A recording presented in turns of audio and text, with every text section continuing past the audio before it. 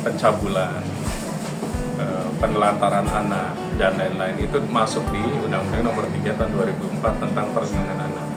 Artinya apa? Di situ sebenarnya sudah dijabarkan secara rigid. Rigid itu detail bahwa anak itu adalah aset bangsa. Karena bagaimanapun anak akan menggantikan kita semuanya. Anak itu bisa jadi yang sekarang akan menjadi pemimpin kita ke depannya. Bisa presiden, bisa gubernur, bisa menteri, bisa bupati, bisa wali kota, bisa camat, bisa kepala desa. Artinya anak-anak yang sekarang nih, yang usia 15 tahun, 20 tahun lagi, itu kan berarti sekitar 36 tahun. Kalau 30 tahun lagi, 46 tahun, artinya usia yang sangat matang untuk menjadi pemimpin. Nah, bagaimana kalau anak-anak itu diracuni atau dirusak? Indonesia akan hancur. Makanya Undang-Undang Perlindungan Anak itu sejatinya bukan melulu melindungi anak-anak, tapi bagaimana bangsa kita itu tetap ada sampai kapanpun. Karena anak-anak itu akan menjadi penerus regenerasi dari pemimpin-pemimpin kita. Itu esensi dari kenapa anak itu semestinya dan sejatinya dilindungi oleh pemerintah dan negara. Karena mereka akan menjadi pemimpin kita. Itu yang paling penting. Kemudian terkait dengan kasus yang kita sebut ada dugaan pencabulan. Kenapa saya bilang dugaan? Karena kalau sudah pasti kan putusan pengadilan yang begitu. Jadi ada seorang guru di madrasah lebih tepatnya, madrasah aliyah lebih, madrasah aliyah negeri. Otomatis kan tupoksi tanggung jawabnya sampai ke Kementerian Agama nih di Dirjen Madrasah yang saya tahu. Kemudian melakukan dugaan tindak pidana yang kita sebut pencabulan. Salah siapa? Pertanyaannya kan harus dilihat di situ. Salah siapa? Kalau seorang psikolog anak dan psikolog klinis itu harus melihat anak ini kenapa sih mau gitu. Apakah karena ada ancaman, misalnya nilai, atau bahkan lebih dari itu, dia membutuhkan role model di luar. Karena role model di dalamnya tidak ada. Atau bisa jadi anak itu nggak punya orang tua. Kalau kita lihat, misalnya tidak punya bapak dan ibu, tapi kan tetap ada wali.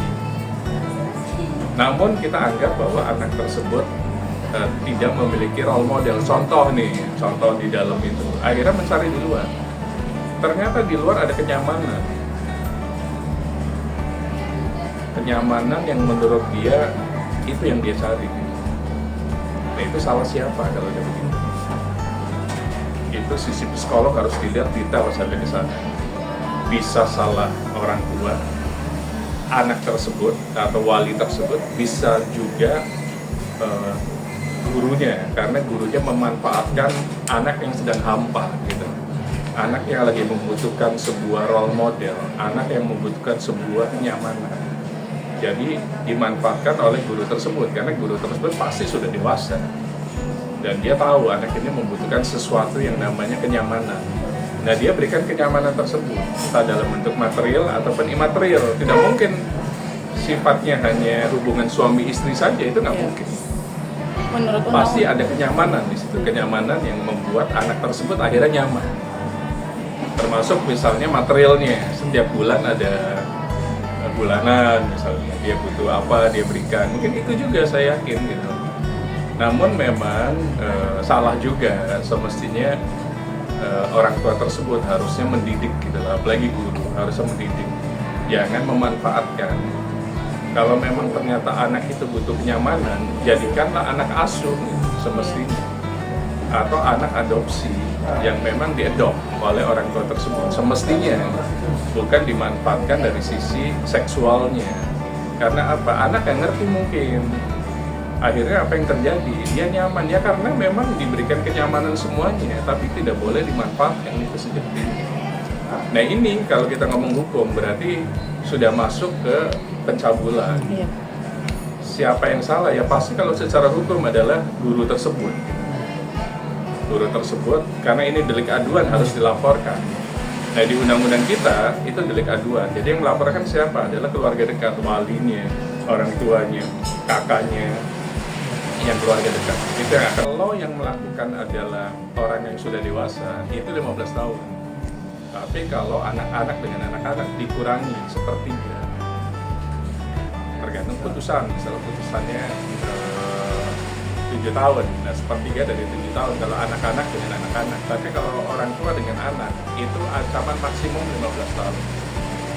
Sehingga apa? Supaya ada efek jerah dan tidak ada lagi pencabulan anak di bawah umur oleh orang dewasa.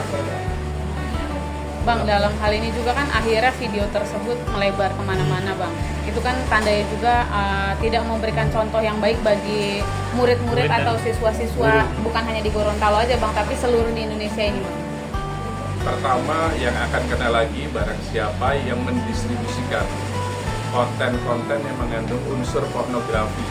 Itu di pasal 27 ayat 1 Junto pasal 45 ayat 1. Ancaman hukumannya langsung bisa masuk karena 5 tahun ke atas. Jadi barang siapa yang merekam dan menyebarkan itu sepatutnya dihukum juga, karena dengan adanya penyebaran itu mengakibatkan tindak pidana pencabulan anak ini tersebar. Semestinya nggak bisa direkam, nggak usah disebarkan. Menjadi evaluasi dari madrasah aliyah tersebut. Dengan begini kan akhirnya merusak semuanya. Apa tujuan penyebarannya gitu? Penyebarannya tujuannya mungkin akan menghancurkan kredibilitas dari anak tersebut dan guru. Oke lah, guru tersebut salah, tapi semestinya tidak boleh diumbar gitu loh videonya. Kenapa dibuat, kenapa disebarkan? Contoh misalnya kasus-kasus kan banyak artis juga kan melakukan tindak pidana yang kita sebut pornografi.